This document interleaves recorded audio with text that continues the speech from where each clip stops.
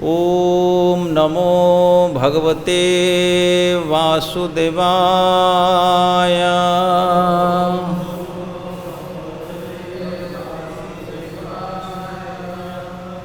ओम नमो भगवते वासुदेवाय।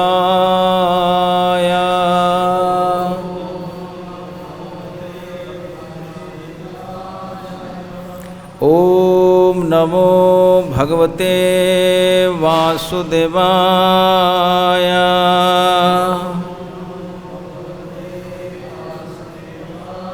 नारायणं नमस्कृत्य नरं चैव नरोत्तमं देवीं सरस्वतीं व्यासं ततो जयमुदीरयेत्। मूकं करोति वाचालं पंगुं लंघयते गिरिं यत्कृपातमहं वन्दे परमानन्दमाधवम्। नष्टप्रायेषु अभद्रेषु नित्यं भागवत सेवया भगवती उत्तम श्लोकेर भक्तिर्भवती नैष्ठिकेः।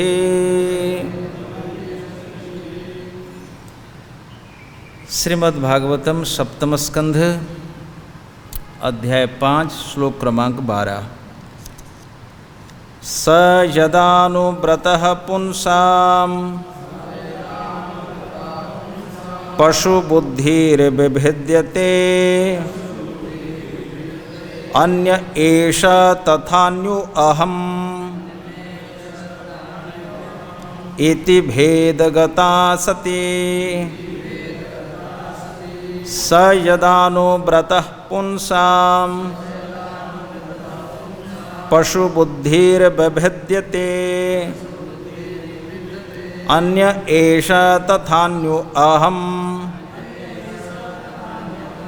इति भेदगता सती। स यदानुव्रतः पुंसां पशुबुद्धिर्विभिद्यते अन्य एष तथान्यो अहम् इति भेदगता सती। अनुवाद पढ़ लेते हैं इसका। जब पूर्ण पुरुषोत्तम भगवान किसी जीव से उसकी भक्ति के कारण प्रसन्न हो जाते हैं तो वह पंडित बन जाता है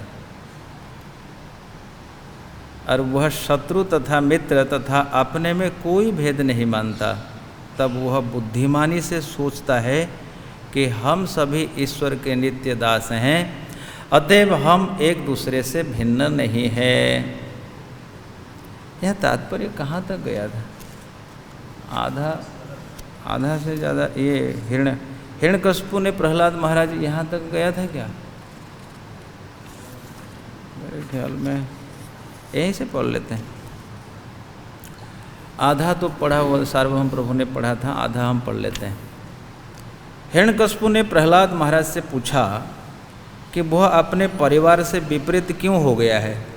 जब किसी परिवार का कोई सदस्य किसी शत्रु द्वारा मारा जाता है तो उस परिवार के सारे सदस्य उस हत्यारे के शत्रु बन जाते हैं।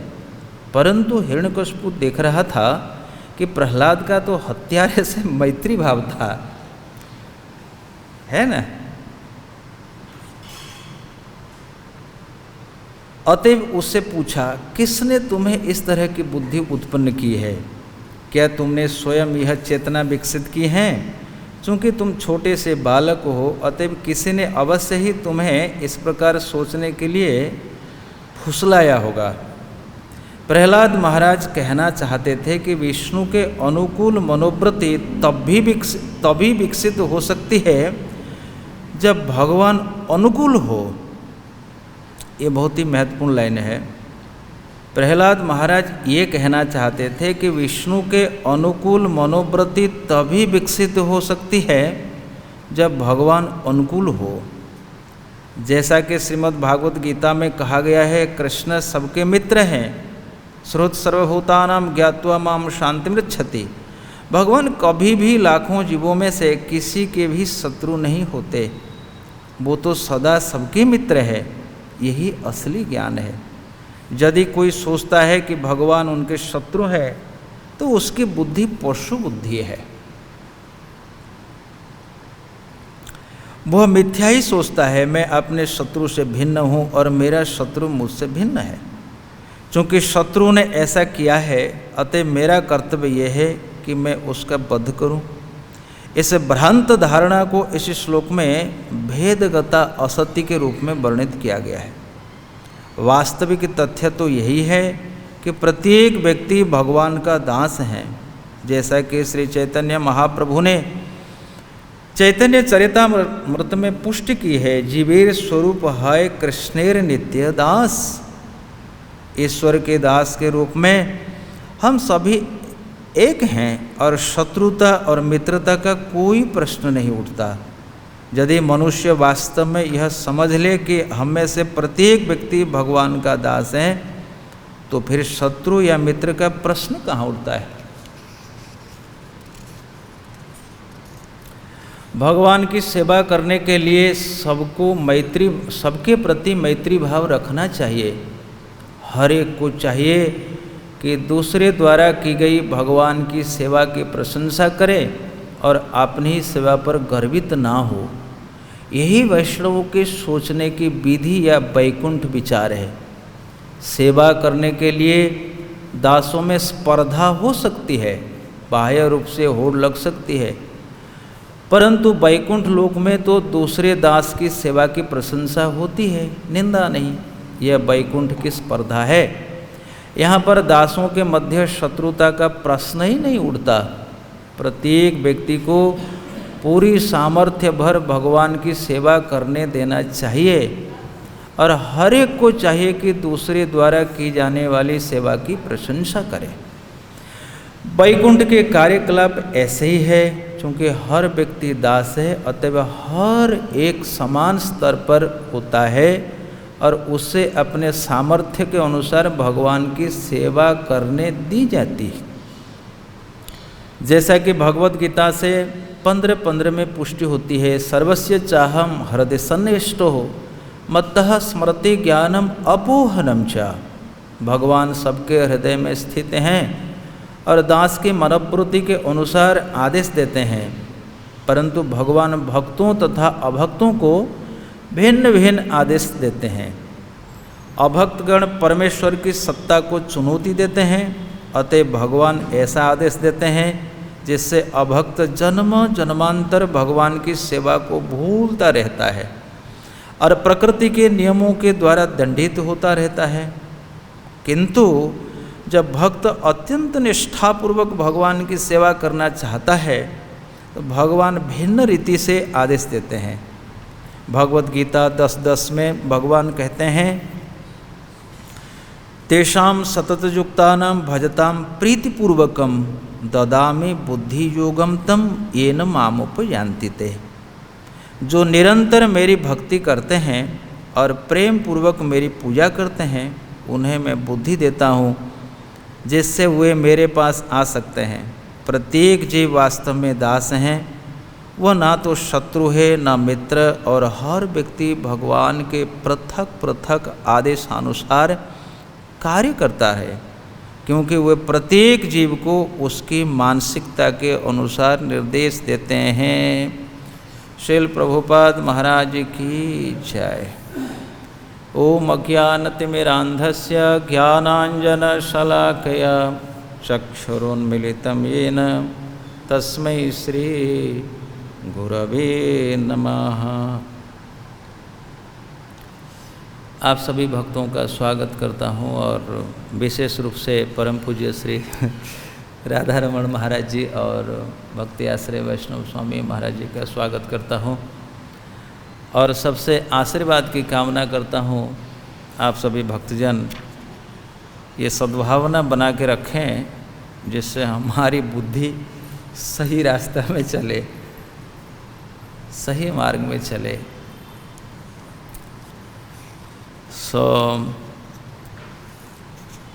ये श्लोक प्रारंभ हो रहा है परसों दिन से मेरे ख्याल में सार्वभौम प्रभु जी ने लिया था, और इससे पहले परम पूज्य वैष्णव महाराज जी ने क्लास दिया था, और इन्होंने इसका प्रारंभ किया था कि इसी श्लोक की चर्चा भी दो चार वक्ताओं के द्वारा होनी चाहिए।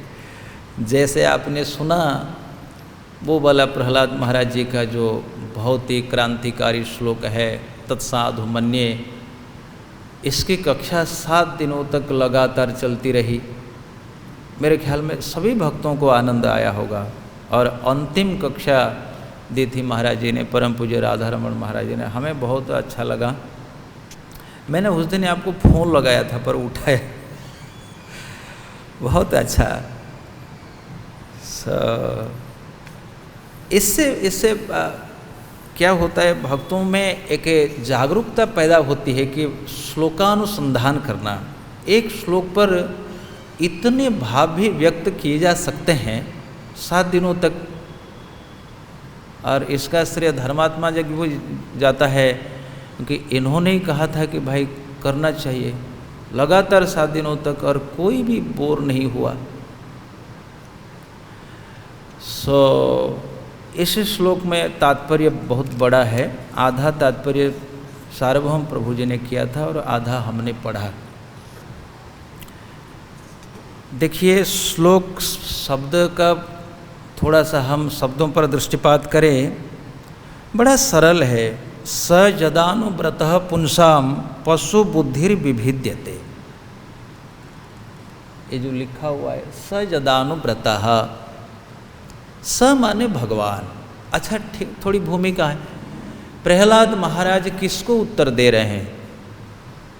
ये वार्तालाप हो रहा है गुरु और शिष्य में।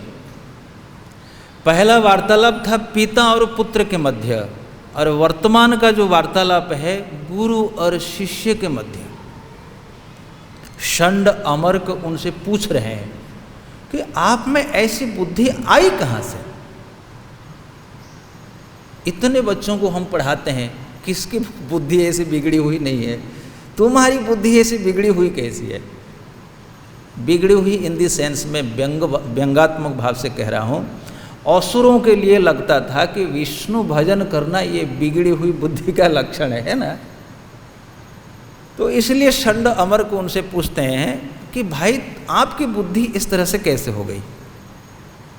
जैसे पिता ने पूछा था, पिता ने तो सीधा सीधा पूछा था कि भाई आपको कौन सी बात अच्छी लगती है, परंतु यहाँ गुरु सीधा सीधा आरोप लगा रहे हैं। इसका मतलब जो गुरुजी उनको पढ़ा रहे थे उनके हृदय में ये ज्ञान रंच मात्र भी नहीं था, है ना। स्पष्ट हो रहा है, इसका ध्वनि अर्थ यही है, यदि रंच भर भी होता तो प्रहलाद पर इतना सीधा सीधा आरोप कैसे लगाते? पीछे के श्लोक में वो कहते हैं, वत्स प्रहलाद भद्रम ते, बेटा प्रहलाद आपका कल्याण हो, सत्यम कथय, सत्य कहो, झूठ मत बोलना। बालान अति कुतस्तुभ्यम एषा बुद्धि विपर्जय, ये बुद्धि में जो विपरीत भावना है विपर्जय, ये कैसे आए? जबकि भागवत में विपर्जय शब्द वहाँ आता है कि विपर्जय अस्मृति, विपर्जय शब्दों को उसको कहते हैं आवरण और विक्षेप। विक्षेप यानी जो काम करना चाहिए वो काम जब जीवात्मा नहीं करता है, उस स्थिति का नाम है विपर्जय।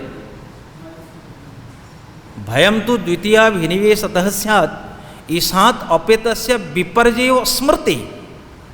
विपर्जय तो वहाँ है, करना चाहिए था भगवान की भक्ति, पर कर रहा है संसार की सेवा, संसार उसका मन में बसा हुआ है। पर यहाँ गुरुजी साफ साफ आरोप लगा रहे हैं, ऐसा बुद्धि विपर्जय। अच्छा बताओ, ये बुद्धि में जो भेद हुआ है, ये दूसरों के द्वारा या आप में खुद में आ गया? अच्छा, एक महत्वपूर्ण बात ये भी है, इसका प्रवचन भी कर रहे गुरुजी, नारद जी के गुरुजी, सॉरी प्रहलाद महाराज जी के गुरुजी। कभी कभी शिष्य इतना होनहार, इतना आगे बढ़ा चढ़ा होता है, गुरु हो पिता हो उसकी प्रशंसा करने में भी चूकते नहीं है। ये कथा कर रहे हैं श्री नारद जी, और नारद जी युधिष्ठिर के सामने अपने शिष्य प्रहलाद जी की प्रशंसा कर रहे हैं। एक गुरु तो आरोप कर रहे हैं और दूसरे गुरु, वाह प्रहलाद कैसे है तुम्हारी बुद्धि, कैसे है तुम्हारी ज्ञान निष्ठा, इसकी तारीफ कर रहे हैं। नारद जी सच्चे गुरु थे प्रहलाद जी के। संड अमर का तो वे लोकाचार गुरु है, सामाजिक गुरु है, हिरण्यकशिपु ने उनको नियुक्त कर रखा था। तो इस भूमिका के आधार पर हम चलते हैं तो इस श्लोक पर आता है। तो प्रहलाद महाराज जी मन ही मन सोचते हैं, गुरु जी वाकई बुद्धि का विपर्य तो आप में ही है। ये सारा प्रकरण पिछले क्लास में भी हमने कहा था, प्रहलाद जी सीधा एकदम हिट करते हैं बुद्धि पर। क्यों इतनी बुद्धि पर उनका नज़र है? सीधा सीधा कहीं भी कहते हैं वो बुद्धि पर ही अधिक महत्व देते हैं। गीता में भी बुद्धि पर अधिक महत्व है कि कृपण लोगों की ऐसी बुद्धि होती है और ब्राह्मण लोगों की ऐसी बुद्धि होती है। कृपणा फल है तब, बुद्धौ शरणम अन्विच्छ कृपणा फल है तब, सबुद्धिमान मनुष्य सु सयुक्त कृष्ण कर्म कृत। ऐसे अनेक स्तर पर बुद्धि की बात आ गई। क्यों ये बुद्धि की बात आती है? क्योंकि मनुष्य के पास सर्वोच्च धन है मित्रों, उनकी बुद्धि है। एक तो बात यह है। दूसरी बात है, जिस रथ पर हम आरूढ़ हुए हैं बुद्धि उस रथ की सारथी है। कहीं भी गंतव्य स्थल पर जाना है वहाँ पर भूमिका सारथी की अधिक होती है। सारथी खराब हो तो रथ बिल्कुल नहीं पहुँचेगा। इसलिए बुद्धिमान अर्जुन ने भगवान को सारथी के रूप में चुना था। भागवत में भी कहा गया, इदम आहो शरीरम रथमिंद्रियाणि हयान भीषून। आहो शरीरम रथमिंद्रियाणि हयान भीषून। ये श्लोक भी सप्तम स्कंद में ही है। धीषणाम च सूतम, उसी श्लोक में हम भूल रहे हैं। धीषणाम च सूतम, सूत कहते हैं सारथी को। वहाँ भी नारद जी कहते हैं, हे युधिष्ठिर धीषणा ही सूत है। धीषणाम तो सत्वम बृहत बंधु ईश सृष्टम, भगवान ने ये बनाया है, ये रथ हमको दिया है और ये रथ गड़ता है, चलता है, पर इसका सारथ्य करती है बुद्धि। इसलिए भक्तों को सत्संग में आकर अपनी बुद्धि को ऐसे बनानी चाहिए, ऐसे प्रशिक्षित करना चाहिए जो बुद्धि हमें ठीक ठीक मार्ग में ले जाए। इसलिए प्रहलाद महाराज इतना सारा महत्व देते हैं बुद्धि पर। हम भी देखते हैं पूरे भक्ति योग ही बुद्धि की करामत है। ददामी बुद्धि योगम तम। बुद्धि का अर्थ ये हम नहीं कह रहे हैं कि वो बहुत दावा पेंच वाला वकील वाली बुद्धि नहीं। जो बुद्धि संसार के अनित्य नित्यता को विचार करने में सक्षम हो जाए और अपने हित के बारे में कम से कम सोचे, वो बुद्धि बहुत अच्छी बुद्धि है, वो पशु बुद्धि नहीं है। ये रही थोड़ी भूमिका। इसलिए इसी श्लोक में आइए, स यदा अनुव्रतः, स माने भगवान। जब अनुव्रत माने अनुकूल हो जाता है, वो भगवान जिस भक्त पर अथवा जिस व्यक्ति पर अनुकूल हो जाता है, उस व्यक्ति की जो पशु बुद्धि है वो विभिद्यते। विभिद्यते माने वी एक उपसर्ग है, भिद्यते माने नष्ट होना, छिन्न होना, खत्म कर देना। विभिद्यते माने संपूर्ण रूप से नष्ट कर देता है। और भगवान की कृपा उसको नष्ट कर देती है। कैसे बुद्धि को? पशु बुद्धि को। बस पूरा तात्पर्य प्रभुपाद जी ने इसी पशु बुद्धि पर ही लिखा है। प्रहलाद जी की बुद्धि भगवत अनुकूल बुद्धि और हिरण्यकश्यप की बुद्धि पशु बुद्धि है। ये पशु बुद्धि बहुत घातक बुद्धि है। ये पशु बुद्धि है क्या? परसों दिन परम पूज्य सार्वभौम प्रभु ने भी समझाया था, आज ये दास भी बैठा हुआ है। ये पशु बुद्धि क्या आपकी समझ में आई है? उन्होंने कहा था खाता कलम लेके आना चाहिए। बाकी अध्ययन तो यही होता है। पाठ एक अलग चीज़ है, अध्ययन एक अलग चीज़ है। अध्ययन का क्या अर्थ है? पाठ और अध्ययन में क्या अंतर है? क्या अंतर है? देखो, संस्कृत में जितने शब्द होते हैं ना, उनके बहुत गहरे अर्थ होते हैं। अयन माने निवास, अधि माने अंदर। यानी हम भागवत के जब अध्ययन करते हैं, पाठ करते हैं तो ऐसे पढ़ लिया, धर्म क्षेत्र कुरुक्षेत्र ये फलाना फलाना पढ़ लिया। लेकिन अध्ययन शब्द का अर्थ होता है उसके भीतर अपने आप को डाल देना, बिल्कुल उसी के भीतर चला जाना, अथवा उसको अपने भीतर ले आना। इसी का नाम है अध्ययन। सो मित्रों, ये बताओ, ये पशु बुद्धि है क्या? क्या आपने चिंतन किया? क्या आपकी समझ में आई बात? क्या है पशु बुद्धि? कोई बताए? अच्छा, कभी कभी भक्त लोग कंप्लेन करते हैं, गोपेंद्र प्रभु कहता है कि तू प्रश्न पूछता है। मैं नहीं, प्रसंग ऐसा ही है, उन्होंने सार्वभौम प्रभु ने कहा था।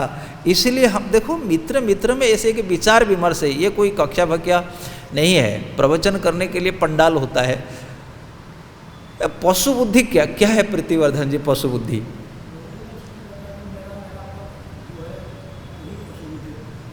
पर मेरापन करना तो ठीक है भाई, आपका उत्तरी है, आपका मास्क है, अब मेरा रुमाल है, बुरा क्या है?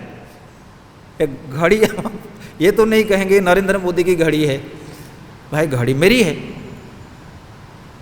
पशु बुद्धि है क्या?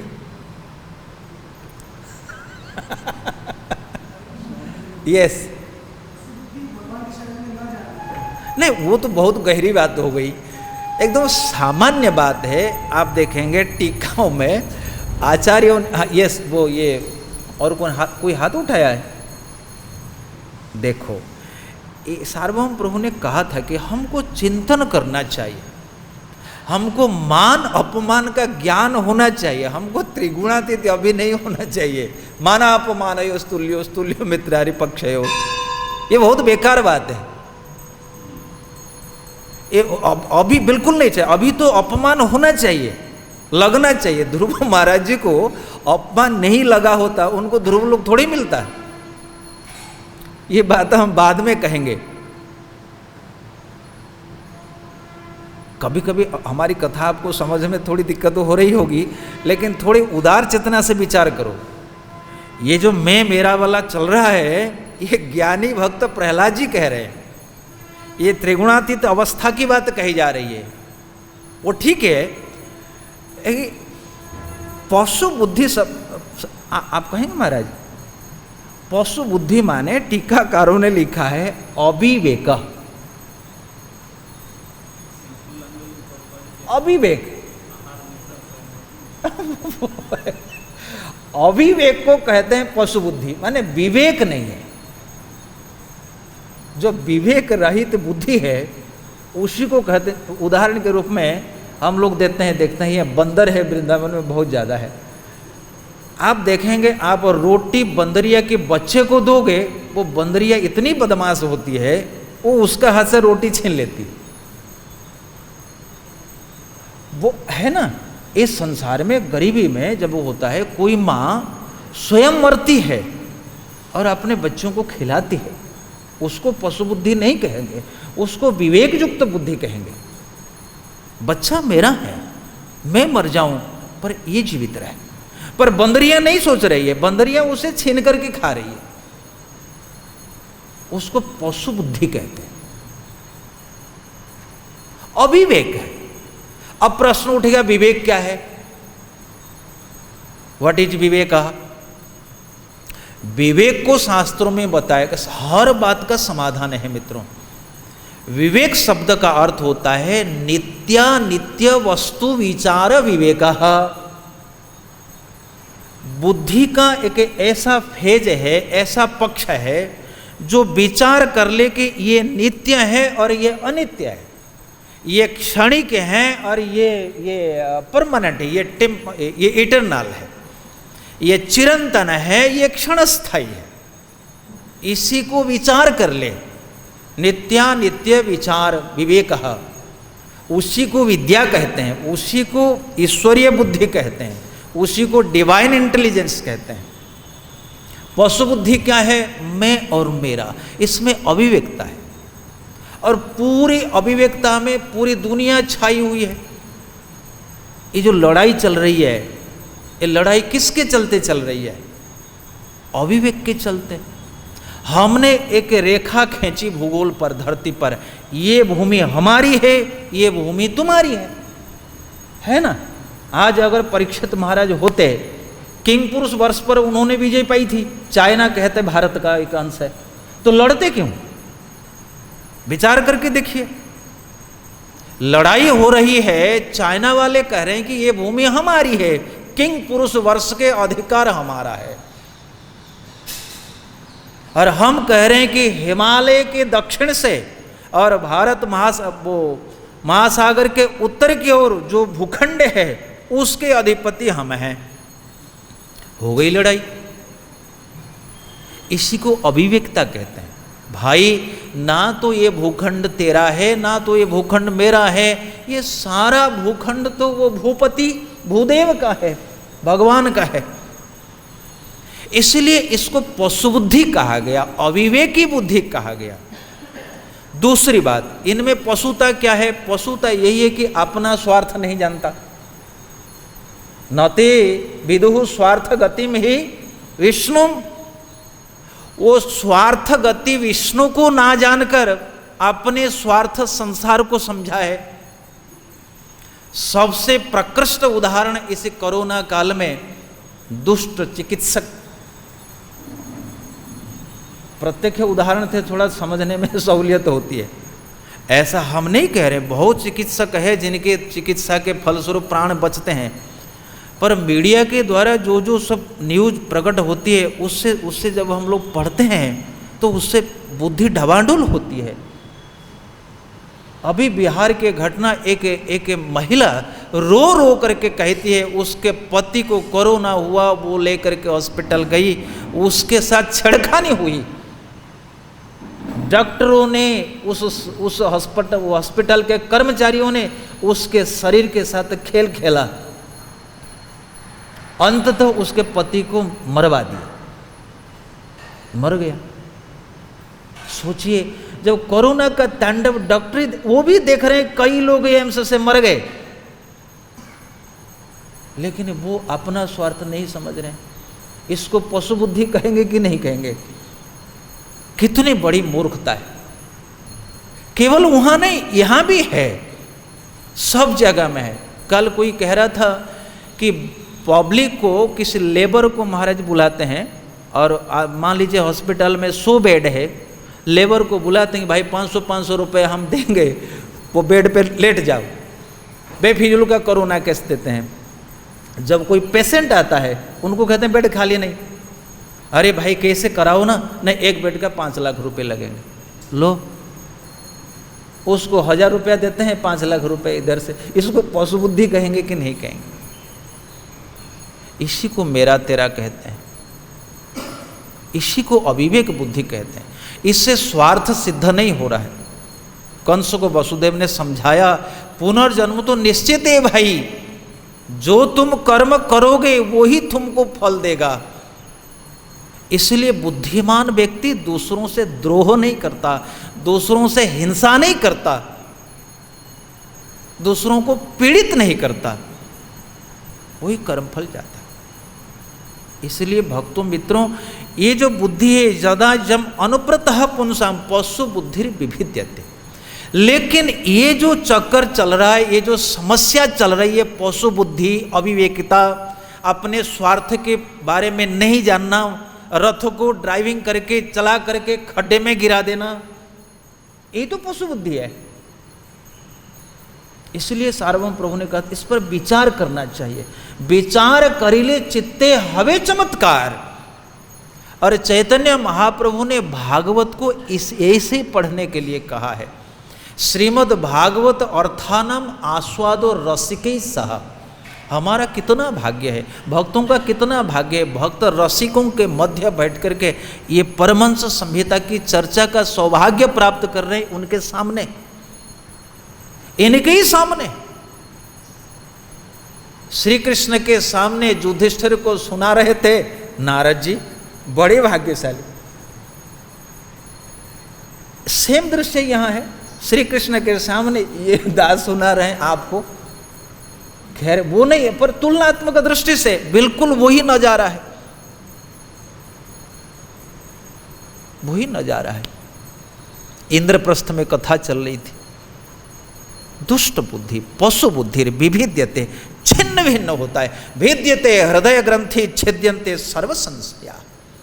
भगवान की कृपा की आवश्यकता। तो इस श्लोक का मुख्य फोकस है, प्रहलाद जी कहते हैं चाहे जो भी हो, आगे के श्लोक में कहेंगे ये जो मैं मेरा अपने स्वार्थ के बारे में ना जानना, ये पशु बुद्धि का लक्षण है, अविवेकी बुद्धि का लक्षण है। तो उसको थोड़ा विस्तार से कहते हैं, बोले इसका अधिकरण क्या है, ये पशु बुद्धि क्यों उत्पन्न हो गई, किसके आधार पर। जैसे आपके नेत्र है, आपके नेत्र अभी देख लेता है, लेकिन आपको अंधेरी कोठरी में डाल दिया जाए, यही नेत्र आपके काम नहीं करेंगे, यही नेत्र आपके काम नहीं करेंगे। उसी प्रकार ये संसार में जो मोह ममता युक्त बुद्धि है, माई की बुद्धि है, पशु बुद्धि है, इसके पीछे कारण क्या है, अधिकरण माने आधार क्या है। विजय ध्वज कहते हैं देह। जिस समय आत्मा इस देह को स्वीकार कर लेता है, उसी समय ये सारी झंझट अपने आप आ जाती है। इसका अधिकरण कहते हैं आधार को, आधारो अधिकरणम। ये देह को केंद्र करके आत्मा है, आत्मा इस देह को अपना मान लेता है, उसके बाद में मेरापन चालू हो गया। जैसे होता है ना कि किसी एक दोष के कारण हजारों दोष पैदा हो जाते हैं। किसी आयुर्वेदिक चिकित्सक के पास जाओ, वो सबसे पहले पूछेगा तुम्हारे पेट में खाना पच रहा है।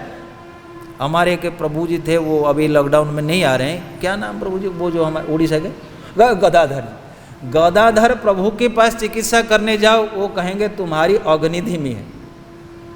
कोई भी रोग की चिकित्सा करने जाओ, वो कहेंगे तुम्हारे पेट की अग्नि जो है धीमी है। और सही बात है, भोजन अगर पचता है, मोशन अगर सही क्लियर होता है, तो अधिकतर रोग नहीं होते। अल्सर होना, एसिडिटी होना, सर में दर्द होना, चमड़े में सूखापन आ जाना, ये सारा पेट में खाना नहीं पचने के कारण है। खाना पच जाए, भोजन पच जाए तो सारा काम समाधान है। उसी प्रकार देहात्मा बुद्धि चली जाए और सारा काम खत्म, सारा समाधान एक ही काम से। जड़ खत्म तो न बजेगा, न रहेगा बंस तो न बजेगी बांसुरी। लेकिन प्रहलाद महाराज कहते हैं ये वैसे वैसे नहीं होने वाला है। ये पशु बुद्धि, ये मेरापन, ये अहम मम, ये जो आगे प्रहलाद कहते हैं अन्य एष तथा अन्यो अहम, ये दूसरा है, मैं दूसरा हूं, ये बुद्धि भेद बुद्धि नहीं जाने वाली है। कब तक? जब तक भगवान की कृपा नहीं होगी। इसका अर्थ होता है बुद्धि के विचार की क्षमता बहुत ही छोटी है महाराज। इस क्षमता से अध्यात्म प्राप्ति नहीं होगी। ये मोह ममता से परे जाने वाली जो बुद्धि है, इतिहास में दो लोगों के सामने, अनेक लोगों के सामने, हमारे सामने दो देव है, एक है रंती देव, दूसरा है वासुदेव। एक है रंती देव, दूसरा है वासुदेव। वासुदेव में बिल्कुल ममत्व नहीं था। वो कीड़े से कहते हैं भाई यहां से गिर जाओगे तो मर जाएगा, यहीं रहना। क्या विचार बुद्धि से ये कोई व्यक्ति कह सकता है? असंभव। कोई भी व्यक्ति नहीं कह सकता सामान्य विचार के द्वारा। आपको लगता है? मुझे नहीं लगता, नहीं लगता। कीड़ा सो वो घावों का जो कीड़ा है वो गिरता है, उनको उठा करके उस जगह में रखता है, वासुदेव जी रखते हैं और कहते हैं भाई यहीं पर रहो, यहीं तेरा भोजन है। बड़े बड़े बुद्धिमान व्यक्ति, शास्त्रों की व्याख्या करने वाले, विद्वत्ता से युक्त व्यक्ति, बड़े बड़े पंडित, उनके सामने ये समझ तो आता है क्या? वो तो दिग्विजयी पंडित बनकर दूसरों को अपमानित करने के लिए पीछे नहीं हटते। कहते हैं ये सर्टिफिकेट इसमें सब दस्तखत करो, तू हारा मैं जीता। हिंसा, सांप साप हिंसा है, इसको पंडिताई थोड़ी कहते हैं। रंती देव 48 दिनों तक उपवास, एक थाली नसीब हुई और चारों में विभाजित कर देता है और अंत तक कहता है हे प्रभु अब तो परम शांति को हम प्राप्त हो जाएंगे। न काम ये हम गतिमीश्वरात् पराम अष्टर्धि युक्ताम अपनर्भवम वा आरती प्रपद्ये खिलदेह भाजाम अंतस्थितो ये न भवंती अदुखा। मित्रों, वही संसार का दुख मिटा सकता है, एक भक्त ही मिटा सकता है। इसलिए सभी लोगों का एक ही मत है, जब तक व्यक्ति आत्म साक्षात्कार स्तर तक नहीं पहुंच जाता, भक्त नहीं हो जाता, वो क्या दुख मिटाएगा? सर्पग्रस्त ही वा परम, उसको सांप आधा निगल चुका है, क्या करेगा? इसलिए इस श्लोक के दो टारगेट है, दो अक्षर, दो बातों को समझाने के लिए इसी श्लोक का अवतरण। ये हमारी मान्यता है, मान्य जैसे भगवान का अवतरण होता है, भागवत के प्रत्येक श्लोक का अवतरण कुछ कुछ विशेष लक्ष्य को साधन के लिए होते हैं। नंबर 1, ये जो बुद्धि में भेद है, ये अविवेकता है, मेरापन तेरापन है, ये माया कृत है और ये माया किसकी है? भगवान की है। इसलिए प्रहलाद महाराज ने साफ साफ कहा और आगे के श्लोक में कहे गए बड़े बड़े वेदवादी ब्रह्मादि, देखो यही कहते हैं मुह्यंती जदवर्तमनि वेदवादिनो ब्रह्मादयो हेष भिन्नति मे मतिम। बोले मेरा भाग्य तो अच्छा है कि मेरी बुद्धि को भिद्यते चेत चक्रपाणी, चक्रपाणी ने मेरी बुद्धि को भेदन किया है, ये तो मेरा बड़ा भाग्य है। लेकिन बड़े बड़े वेदवादी ब्रह्मादि भी मोहित हो जाते हैं। इसका अर्थ होता है इस बुद्धि को यदि हम भेदवाना चाहते हैं, कटवाना चाहते हैं, एकमात्र उपाय है भगवान के पास प्रार्थना। मन क्रम वचन छांड चतुराई भजत कृपा करी है रघुराई। बिना कृपा के ये बुद्धि जाएगी नहीं। प्रश्न उठेगा, उस दिन ही कोई भक्त क्लास दे रहे थे, उपनिषद के आधे श्लोक बोले थे, ऐसा तो आपने कहा था शायद, नायम आत्मा प्रवचनेन लभ्य न वेदया न बहुना श्रुतेन यमैवेश वृणुते तेन लभ्य तस्य एस आत्मा विवृणुते तनमुषाम। ये कठोपनिषद का मंत्र है। कठोपनिषद में एग्जैक्टली के और मंत्र भी है। नायम आत्मा बलहीनेन लभ्य, नायम आत्मा बलहीनेन लभ्य न च प्रमादात् तपसोबापि अलिंगात् एतेर उपायैहि जततेजस्तु विद्वानस्तस्यैष आत्मा प्रविशति ब्रह्मधाम। ये दो श्लोक पाखापाखी, ये दो मंत्र, दोनों का एक ही अर्थ है, भगवान की कृपा। पहले मंत्र में जब तक भगवान किसका वर्ण नहीं करेंगे तब तक दूसरा व्यक्ति उनका वर्ण नहीं कर सकता। प्रभुपाद जी ने ये तात्पर्य में लिखा, अभी अभी हमने पढ़ा था, आपसे मैंने कहा था भी कि ये बहुत, यदि कोई सोचता है कि नहीं एक है ना कि वो भगवान जिस पर कृपा करते हैं हाँ उसी की बुद्धि ठीक हो जाती है, अभी पढ़े थे हम लोग, है ना। इसी तात्पर्य में थोड़ा आप लोग ध्यान से देखिए कि प्रभुपाद जी लिखते हैं कि भगवान जिनको चुनते हैं, निश्चित करते हैं, वही व्यक्ति भगवान को जान सकता है। पर भगवान किसको चुनेंगे? क्यों भाई प्रहलाद को चुना, हमको क्यों नहीं चुना? ये तेर उपाय ही जतते जस्तु विद्वान, बुद्धिमान व्यक्ति को चाहिए कि उपाय से यत्न करे। आचार्य जीव गोस्वामी क्रम संदर्भ में लिखते हैं कि भाई सत्संग के प्रभाव से यदि वो उन्मुख हो जाता है तो उनकी बुद्धि पे भगवान की कृपा अवतरित होती है। जीव गोस्वामी ने इसी श्लोक के तात्पर्य में लिखा है क्रम संदर्भ में। जब साधु और शास्त्र की कृपा से उन्मुख होता है, सन्मुख होता है, तब भगवान की कृपा होती है।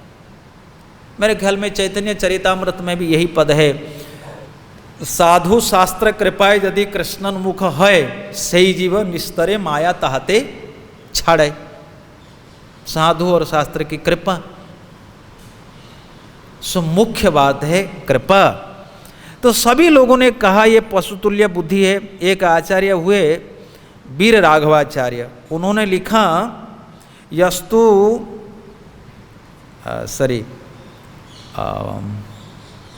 अनात्मभूत देवासुर मनुष्यादि शरीरगता अतएव असति दुष्ट अनर्थवह पशुबुद्धि पशुतुल्य बुद्धि।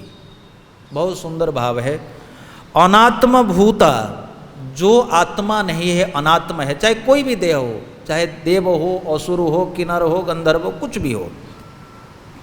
देवासुर मनुष्य आदि शरीरगता, जब आत्मा इन शरीरों में प्रविष्ट हो जाती है, अतएव, अतएव माने इसके चलते, देयर फोर असति, उस बुद्धि को असति कहते हैं। न सती, चिरंतन बुद्धि नहीं है। आज मनुष्य कहलाती है, परिचय दे देती है, कल वह अपना परिचय देने लगेगी, बुद्धि देने लगेगी मैं देवता हूँ, परसों वो कहेगी मैं किन्नर हूँ। इस प्रकार बुद्धि में भ्रम आ जाता है। उसी बुद्धि को कहते हैं दुष्टा। दुष्टा माने दूषित बुद्धि, पॉल्यूटेड बुद्धि है दुष्टा बुद्धि। और वही बुद्धि जो दूषित हो गई है, जो पॉल्यूटेड है, अनर्थावहा, यानी कि सारे अनर्थों को आवाहन करके ले करके आ जाती है। इसलिए हमारे अनर्थ, हमारे दोषों को बहन करके हम ही लाए हैं, दूसरा कोई नहीं लाता। कितने सुंदर सुंदर भाव देते हैं आचार्य लोग। अनात्म भूत देवासुर मनुष्यादि शरीरगता अतएव असति दुष्टा अनर्थावहा। इसलिए हमारा भी एक निवेदन है, व्यक्ति को चाहिए कि भगवान ने जैसा ही कहा, मयैव मन आदच्छ मयि बुद्धिम निवेशाय, जिसकी बुद्धि विचार पूर्वक भगवान की शरणागत को स्वीकार किया है, ऐसे भक्त का संग निरंतर करते रहना चाहिए और बारंबार भगवान से ये इसी की कामना करते रहना चाहिए, प्रभु हमें ऐसे भक्त का संग दीजिए जिनकी बुद्धि सटीक विचार करती है, भगवान को अपना इष्ट मानती है और हमारी गाड़ी को, हमारे रथ को ठीक से चला करके ले जाएगी। बारंबार बारंबार संगात संजायते कामः, भगवान ने कहा संगात संजायते कामः, इसको आप अच्छे दृष्टि में ले जाइए। संगात, सत्संग से काम माने ईश्वर प्राप्ति की इच्छा, वहां पर भगवान ने इसको दोष दृष्टि में दिया है। संगात संजायते कामः, हम इसको अच्छी दृष्टि में लेंगे। संगात संजायते कामः, काम माने ईश्वर प्राप्ति, तो भक्त संग से काम उत्पन्न हो जाएगा, भगवान की प्राप्ति की इच्छा होगी। इसलिए मित्रों, बार बार आचार्यों ने कहा है कि ये बुद्धि जो है हमारे लिए बहुत महत्वपूर्ण धन है, भगवान ने बहुत अच्छा वो किया है और इसीलिए ठाकुर जी ने हमको बुद्धि दी है। इसी मनुष्य तन में हम ब्रह्मावबोधधिषणाम, इस बुद्धि में ब्रह्म का अवतरण कराएं। भागवत के एकादश स्कंद में एक श्लोक है और भगवान ने उद्धव से कहा है, सृष्ट्वा पुराण विविधानि अजयात्म शक्त्या,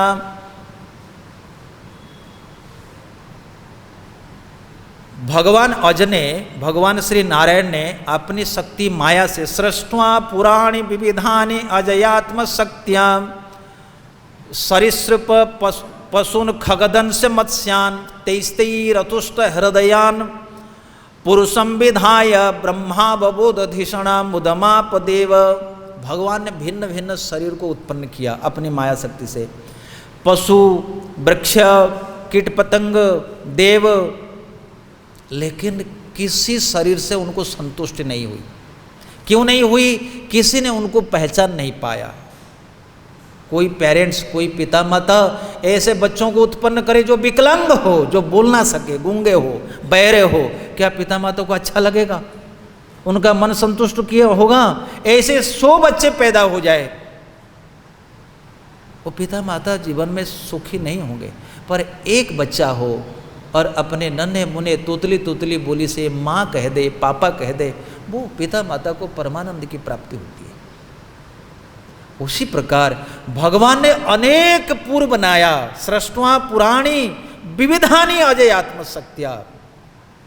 अजयात वृक्ष सरिसृप पशुन खगदंश मत्स्यान तेजते रतुष्ट। भगवान को संतुष्ट नहीं हुई, पुरुषम विधाय, उन्होंने मनुष्य को बनाया। क्यों? ब्रह्म अवबोधधिषणाम। भगवान ने उनमें जो बुद्धि दी, उस बुद्धि में वो ब्रह्म को अवबोध, यानी कि ब्रह्म को समझ पाएगा, तब भगवान को प्रसन्नता हुई। हाँ हाँ, कोई ना कोई मुझे पापा पापा कह करके बोलेगा।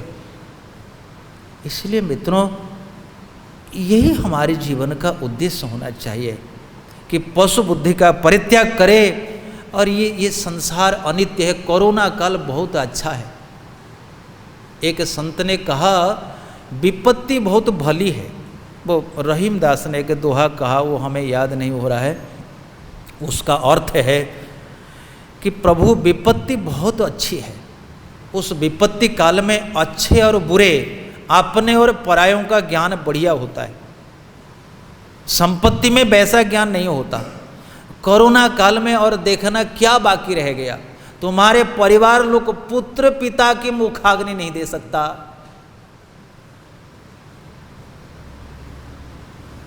कोई किसकी मदद है ना महाराज, चाह करके भी नहीं कर सकता। जिस हॉस्पिटल से आप बचने की उम्मीद करके जाते हो, तुमको रेमडेसिविर देकर मरवा देंगे। क्या करोगे?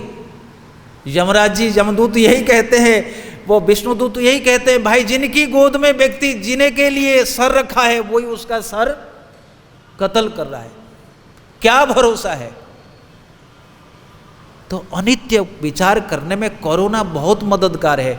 हमारे पहले जो पीढ़ी आई, उन्होंने ऐसी विपत्ति नहीं देखी थी, और हमारे बाद जो पीढ़ी आएगी वो देखेगी नहीं देखेगी, हम लोग नहीं जानते। पर देख तो रहे कि महामारी का तांडव कैसा तांडव है। इसलिए इस महामारी का महोषधि है हरे कृष्णा कृष्ण कृष्ण हरे हरे, हरे राम राम राम हरे हरे। भयभीत है बुद्धि, पर परिवशीकृत है, अनर्थकृता बुद्धि, ड्राइविंग नहीं जानती। क्या है बुद्धि? यही हिरण्यकश्यप की बुद्धि है। जो तात्पर्य में प्रहलाद ने, ये प्रभुपाद जी लिखते हैं, कि भाई हिरण्यकश्यप ने प्रहलाद महाराज से पूछा, ये बुद्धि कैसे उत्पन्न हो गई? किसने तुम्हें इस तरह की बुद्धि उत्पन्न की है? क्या तुमने स्वयं चेतना विकसित की? चूंकि तुम छोटे से बालक हो, अतः किसी ने अवश्य ही तुम्हें इस प्रकार से बहलाया फुसलाया है। इस प्रकार के हिरण्यकश्यप में जो विपरीत बुद्धि है, षंड अमर्क में जो विपरीत बुद्धि है, ये बुद्धि जाएगी जब हम भगवान के कृपा के लिए आतुर होकर के प्रार्थना करेंगे। और सभी आचार्यों ने यही कहा। वृंदावन दास ठाकुर ने तो भक्ति की परिभाषा ही अलग प्रकार से दे दी, अलग नहीं सही प्रकार से दी है। उनसे पूछा गया, भाई भक्ति जो क्या है, भक्ति क्या है?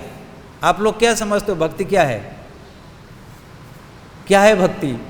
एक तो हाथ उठा कर कहो, भाई 20 साल हो गए।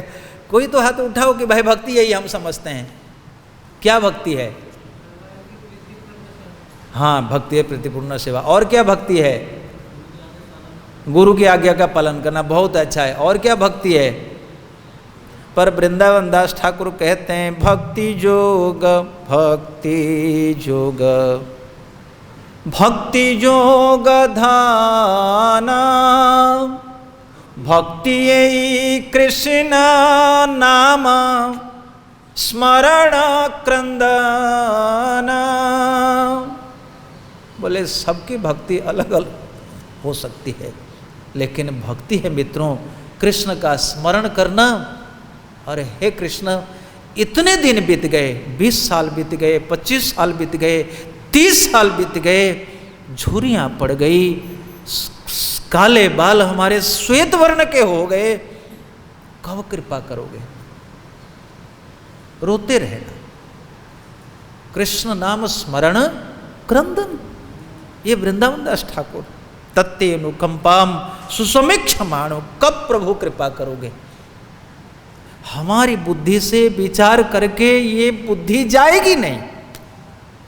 कितन हो आप परीक्षा कर लीजिए, प्रयास कर लीजिए, रंती देव और वासुदेव नहीं बन सकते। विचार से क्या होगा?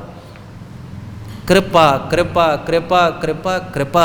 इसलिए प्रहलाद महाराज ये दो बातों पर बहुत ही ध्यान आकर्षण कराते हैं कि भाई जिस पर भगवान अनुकूल हो जाए उसकी बुद्धि से पशुबुद्धि चली जाए। प्रश्न उठेगा भगवान अनुकूल कैसे होंगे? भगवान अनुकूल होंगे जब हम रो रो करके उनको अनुकूल होने के लिए प्रार्थना करेंगे। उनके अनुकूलता से परिणाम क्या होगा? मैं और मेरापन कट जाएगा।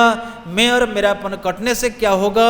अपना महत्व का विस्तार होगा। वसुधैव कुटुंबकम, जो भी मैं देख रहा हूँ वो सब मेरे हैं। और धन्य है भारतवर्ष जिनके वो वहाँ पर लिखा हुआ है, जो हमारे जो क्या बोलते हैं उसको, दिल्ली का जो नहीं जो असेंबली, लोकसभा में लिखा हुआ है, अयम निजो परो व्यक्ति चेतसाम गणनाम लघु चेतसाम। शास्त्र का प्रहलाद महाराज जी की शिक्षा लोकसभा के दरवाजे पर लिखा हुआ है। अयम निजो परो व्यक्ति गणानाम लघु चेतसाम उदार चेतनानाम तो वसुधैव कुटुंबकम। ये भारत का भाव, ये ज्ञान है। प्रहलाद महाराज जी का यही ज्ञान है। इसलिए इसी ज्ञान की चर्चा के लिए, इसी विचार के लिए हम लोग एकत्रित हुए हैं। समय हो रहा है, 5 मिनट का समय है। हम सोचते हैं प्रभु जी ने भी कहा था प्रश्न उत्तर होना चाहिए। मेरे ख्याल में हमने प्रयासपूर्वक हम कोशिश करते हैं कि श्लोकों का पूरा पूरा अर्थ लेके समझाया जाए। तो हम अपनी वाणी को यहीं विराम देते हैं, बाकी जिज्ञासा के लिए थोड़े समय रखते हैं। हरे कृष्णा। कोई जिज्ञासा हो तो कर सकते हैं। हरे कृष्ण, या तो कमेंट कुछ भी। प्रसाद पाओगे, लॉकडाउन के टाइम कोई आने वाला है नहीं, तुम जाओगे, जो तुम्हारे भाग्य में है मिल जाएगा।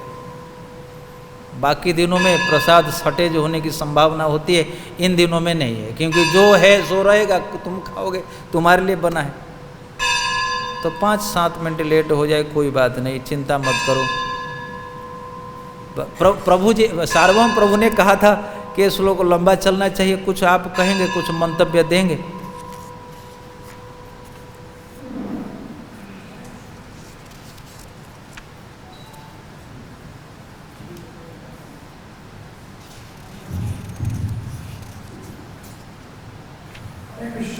यस प्रभु, दंडवत प्रभु, दंडवत।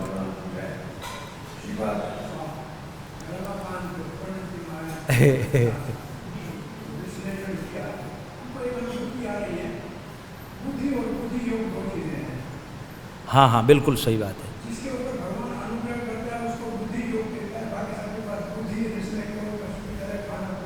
हाँ बिल्कुल सही, सही। हाँ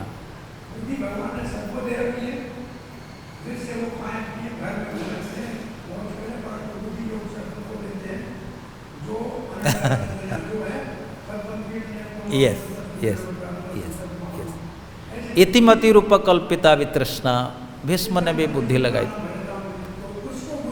यस यस, भक्ति योग है। या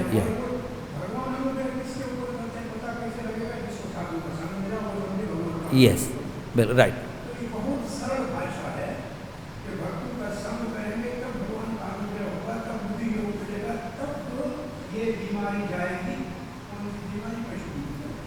ये इसी बात की चर्चा मेरे ख्याल में यही जीव गोस्वामी ने लिखा है कि भाई सन्मुख यह हाँ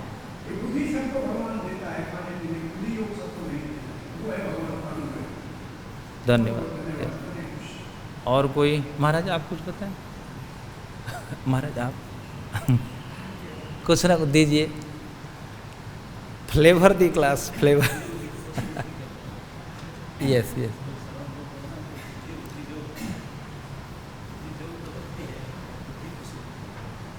यस यस यस हाँ हाँ यस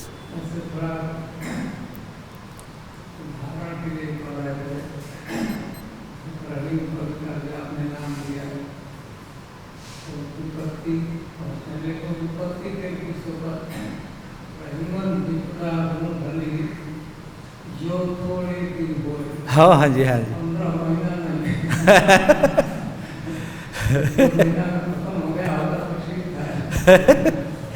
क्या कर सकते हैं अब, कैसा है दुआ मान लो भली हाँ जान परत सब खोए।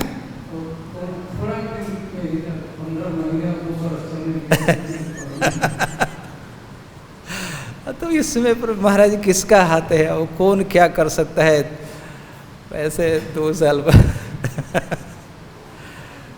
पर रहीमन विपद हूँ भली। अच्छा देखा भी गया है विपत्ति के समय में जितना परिवर्तन और जितना हृदय में आवेग हुआ है संपत्ति में उतना हुआ ही नहीं। कुंती का जो भाव है विपत्ति में ही है, जितने लोग विपत्ति में। हाँ एक भाव में कहना इसमें भूल गया, खैर मैं कहा था ये मैं मेरापन ये जो भेद गति ये जो है ये वाकई ज्ञान की चर्चा है। प्रहलाद महाराज ज्ञानी भक्ते करते हैं।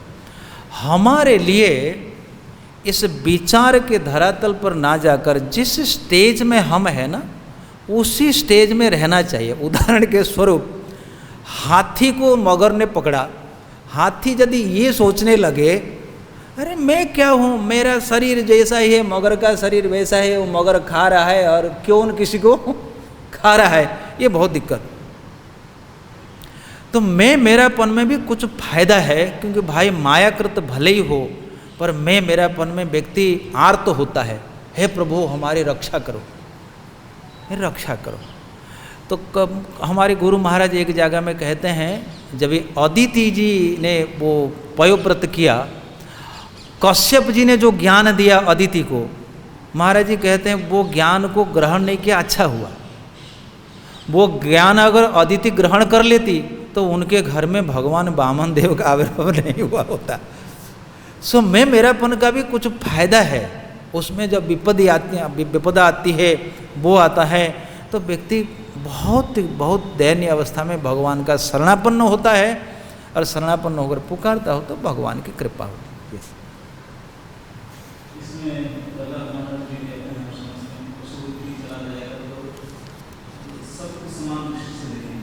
हाँ जी हाँ जी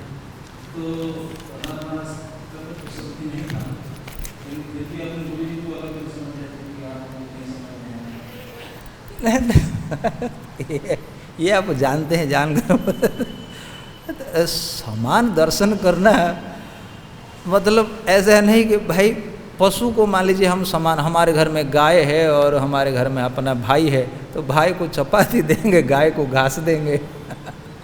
गाय के लिए बढ़िया मार्बल फ्लोर करेंगे तो उनके लिए घातक है। आप जानते हैं गाय को 2 नखा कहते हैं, कई लोग को चतुर्नख होते हैं, कई लोग को पंचनख होते हैं। हमारे गौशाला हम जाते हैं रोज तो जो ईंट वगैरह डालते हैं उसमें गायों को की बीमारी होती है। क्या बीमारी? उनके नख की जो संधि है वो साफ नहीं होती, उसमें कीड़े पड़ते हैं। इसलिए गायों को बालू में मिट्टी में जब गाय बछड़े चलते हैं ना तो उनके जो 2 नख उसके भीतर साफ रहता है। तो उनके लिए धूल मट्टी जमा करके उनमें चलाना ठीक है, लेकिन मनुष्य के लिए मार्बल बिछा देना ज़्यादा अच्छा है। ये समता है। माने जीव माते चाणक्य पंडित ने कहा मातृवत परदारेषु परद्रव्येषु लोष्ट्रवत् आत्मवत् सर्वभूतेषु यह पश्यति सपश्यति, यही अध्यात्म दृष्टि है। यानी कि जीवात्मा को चाहिए कि भक्त को चाहिए कि अपने समान, जैसे हमको दुख हो रहा है, हमको सुख हो रहा है, तो क्या करने से दुख सुख नहीं होगा, तो उसी हिसाब से देखे। नहीं तो हमारे लिए जो चाहिए पशु के लिए वो नहीं चाहिए। ऊपरी व्यवहार में देखे, पर द्रव्य जैसे भी आप समझ लीजिए। तो आप सिल्क पहनते थे, गाय को लेके सिल्क पहना देंगे तो खराब हो जाएगा, सब चीज फाड़ देगा वो। समानता ऐसे ही है। और कुछ बोलेंगे? पशु बुद्धि ठीक नहीं है। जैसे देश देश में लड़ाई है, मैं मेरापन है, ये ठीक नहीं है। और भक्ति करने से ना उदार हो जाता है व्यक्ति। दो उदाहरण दिया, मैं तो बहुत ही संक्षेप में केवल उनका नाम लिया, आप अपने रूम में जाके पढ़ना। रंती देव और वासुदेव। वासुदेव की कथा है चैतन्य चरितामृत के मध्यलीला के सात ना सप्तम अध्याय में। हाँ, उसके बाद रामानंद प्रसंग। और श्री रंती देव का प्रसंग है श्रीमद् भागवत के 9वें स्कंध का शायद 21-22 अध्याय में। समता के दृष्टि में आप पढ़ सकते हैं। चैतन्य चरितामृत में सनातन गोस्वामी के पास भगवान चैतन्य महाप्रभु ने समता दिखाई है ना। ये सब जैसे सच बात है। श्लोक तो एक छोटा सा, विचार किया जाए तो विचार बहुत हो सकता है। द्वैते भद्रा भद्र ज्ञान, यही सब ये तमोधर्म, यही भालो, यही मंदो, यही मनोधर्म, ये सब लिखा हुआ। किम भद्रम किम अभद्रम द्वैतस्य अवस्तु न कियत बचोदीतम तद अनृतम मनसाध्यात्म च। जो मन से ध्यान किया जाता है, जो वाणी से बोला जाता है, सब झूठा है, अवस्तु है। वस्तु उसके पहुंच से बिल्कुल बाहर है। तो इस पर बहुत ज़्यादा फेर में फंसा रहना अच्छा नहीं है। यही बुद्धि की बीमारी है। दुष्टा माने दूषित है, मेरा तेरा। तो वो बुद्धि लग जाए। जैसे कई बार होता है ना, बाहर के लोग जो कभी कभी बेमतलब के शब्दों का हेर फेर करते हैं। बुद्धि एक ही है, 10-50 बुद्धि नहीं होती है। वो बुद्धि भगवान में लग जाए वो हितकारी है, वही बुद्धि संसार में लग जाए वो अहित कर देगी। जो स्टीयरिंग 10-50 स्टीयरिंग थोड़ी होती है, वो स्टीयरिंग एक ही है, ड्राइवर भी एक ही है। वो बैक गियर डाले तो गाड़ी पीछे, और फ्रंट गियर डाले तो गाड़ी आगे है। इसलिए सत्संग में जाना चाहिए और बुद्धि को मार्जित करना चाहिए बारंबार। वो इधर उधर चक्कर में नहीं पड़ना चाहिए। कोई कहेगा मति ये है, कोई कहेगा ये है, कोई कहेगा बुद्धि जो गई है। हाँ, ये सब शब्दों का कुछ कुछ आलंकारिक प्रयोग है। बुद्धि जब भगवान में लग जाएगी वही बुद्धि योग है। कोई भी कार्य भगवान से जुड़ जाए वो योग है। अच्छा, बुद्धि योग, उस भक्ति को बुद्धि योग किस लिए कहते हैं? इसीलिए कहते हैं क्योंकि वो बुद्धि का काम ज़्यादा है। क्या ज़्यादा है? मैं भगवान का हूँ, भगवान मेरे हैं। समर्पण के लिए आनुकूल्य से संकल्प आदि समझना पड़ेगा, उनकी जगह में रहना पड़ेगा, सत्संग करना पड़ेगा, सारा काम है। सब बहुत विचार की आवश्यकता है। इसलिए चैतन्य महाप्रभु 2 विचारकों को अपने पास रखते थे। एक है रामानंद पटनायक, दूसरे है स्वरूप दामोदर गोस्वामी। बड़े बड़े विचारक। रामानंद की बुद्धि बड़ी तेज, भक्ति भी तेज, और स्वरूप दामोदर वो तो साक्षात बृहस्पति। अब महाप्रभु के पास कौन कम था? सार्वभौम भट्टाचार्य ना कम थे, ना स्वरूप दामोदर कम थे, ना रामानंद पटनायक जी कम थे, कोई कम नहीं था। यस,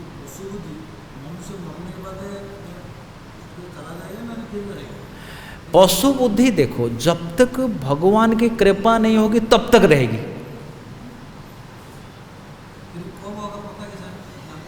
आप पूरे क्लास में थे कि नहीं थे? मैंने क्या कहा? पशु बुद्धि किसकी जाएगी? जब भगवान की, जिस पर भगवान की कृपा होगी। नहीं तो मरने से कुछ नहीं होगा, मरने से दूसरा शरीर, तीसरा शरीर, पशु बुद्धि नहीं जाएगी, मेरा तेरा तेरापन नहीं जाएगा। अरे स्वर्ग में इंद्र को है, सबको है, ब्रह्मा जी तक है। आप समझ रहे हैं, ध्यान से समझे। पशु बुद्धि अर्थ समझेंगे ना, अविवेक, मेरा तेरा। अच्छा, ये संसार में आपका कुछ है? आपका कुछ है? क्यों नहीं है? अरे कृष्ण को गोली मार, कृष्ण कुछ नहीं है, आपका कुछ है, आप फील करते हो। समस्या यही है। अध्यात्म में आगे चलने के लिए आँखों को खोल कर रखना चाहिए।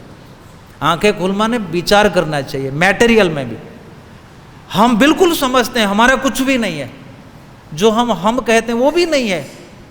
ना ये देह पर हमारा कंट्रोल है, ना यहाँ पर है, ना धरती पर है, ना बैंगन हम बनाते हैं, ना आलू हम बनाते हैं, ना धान हम बनाते हैं, ना गेहूँ हम बनाते हैं। अपने आप सब होता है, केवल मोह के चलते कुछ दिन के लिए मैं मेरापन है।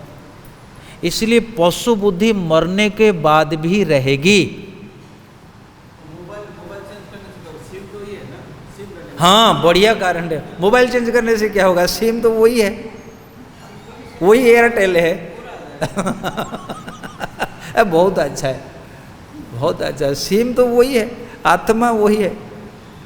एक बार वैष्णव महाराज हमारे दोनों गए थे मुंबई में, जुहू टेम्पल के सामने जो ब्रह्मा कुमारी है ना। मैं उसी दिन वैष्णव महाराज का गुस्सा देखा। उसने कहा, अरे महाराज ये बताओ, तब तो प्रभु थे, बोले केले के पेड़ और बरगद के पेड़ बराबर होगा क्या? महाराज जी ने कहा, इतने मूर्ख तुम हो, हमको पता नहीं था। अरे भाई, केले के पेड़ हो बरगद का पेड़ हो तो क्या हो गया? आत्मा तो डिफरेंट है, वो है ना एक ही। वो समझा रहे थे केले के पेड़ में केले का आत्मा है और बरगद के पेड़ में बरगद का आत्मा है। बेवकूफ बना रहा है। सो ऐसा नहीं है। चले चले, हरे कृष्ण। धन्यवाद। श्रील प्रभुपाद की जय, ग्रंथराज श्रीमद् भागवत की जय। हरे कृष्ण।